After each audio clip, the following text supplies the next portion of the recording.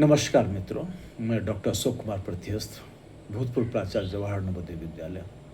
आज एक छोटी सी कहानी सुनाने जा रहा हूँ जो इस प्रकार से है। जब कलयुग का आगमन होना था तो उसकी मुलाकात सतयुग से हो जाती है और सतयुग बोलता है कि देखो कलयुग अपने कार्यकाल में तुम मानव को ज़्यादा परेशान मत करना। तो कलयुग बहुत ही सहज रूप में बोलता है कि देखिए मैं किसी को परेशान नहीं करूँगा और जो परेशानी मानव को होगा वो अपने कर्म के कारण ही होगा। तो सतयुग को विश्वास नहीं हुआ ये बात है। तो कलयुग क्या करता है कि सतयुग को साथ लेके आता है गाँव में और एक खेत पे ले जाता है। तो खेत पे ले जाने के पश्चात क्या होता है, देखता है दो भाई खूब मेहनत करता है एक ज़मीन पे, अपने ज़मीन पे उस तरीके से खोदता है और ज़मीन को। तो ज़मीन को खोदने के क्रम में क्या है कि एक सोने से भरा हुआ कलश मिलता है। तो दोनों देख के बहुत ही प्रफुल्लित हो जाता है। अब प्रफुल्लित होने के पश्चात सोचता है कि जो अब हमारी गरीबी दूर हो जाएगी, हम लोग अब बेहतर तरीके से रहेंगे।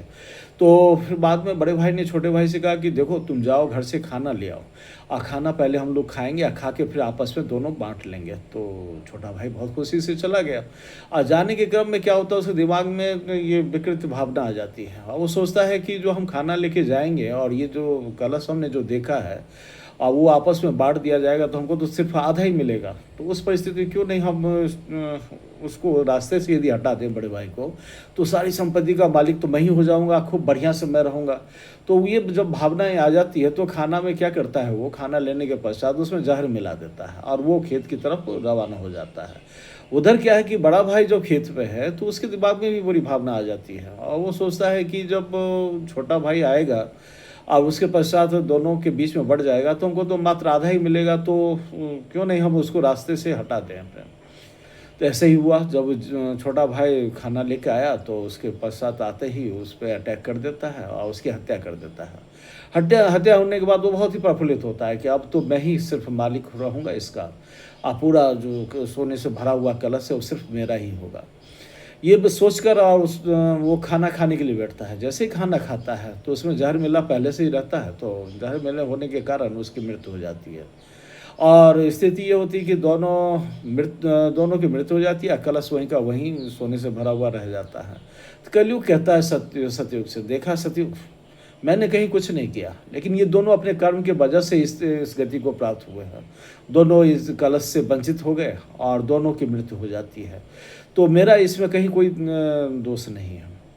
सतयुग को विश्वास होता है कि नहीं, वास्तव में जो कलयुग कहने जा रहा है वो सत्य है।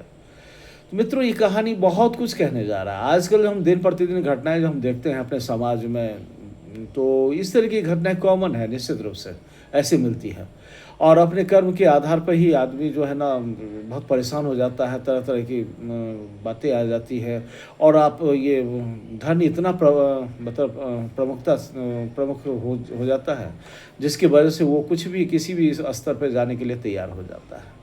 और जहाँ तक हम लोग देखते हैं कि जो इस कलयुग में कोई भी अपना जो किया हुआ कर्म है वो ऐसा नहीं पेंडिंग होता है कि अगले जन्म में मिलेगा उसका फल, इस तरीके का हम लोग देखते आ रहे हैं कि जैसा जो आदमी कर्म यहाँ करता है उसका फल भी यहीं पा लेता है। वो अच्छा कर्म करता है तो निश्चय ही अच्छा पाता है, अब बुरा कर्म करता है तो निश्चय ही वो बुरा फल पाता है। इसीलिए कोशिश यही करना चाहिए कि जो जहाँ तक संभव हो बेहतर से बेहतर बढ़िया कर्म करें और दूसरे की सहायता करते रहें। बहुत बहुत धन्यवाद।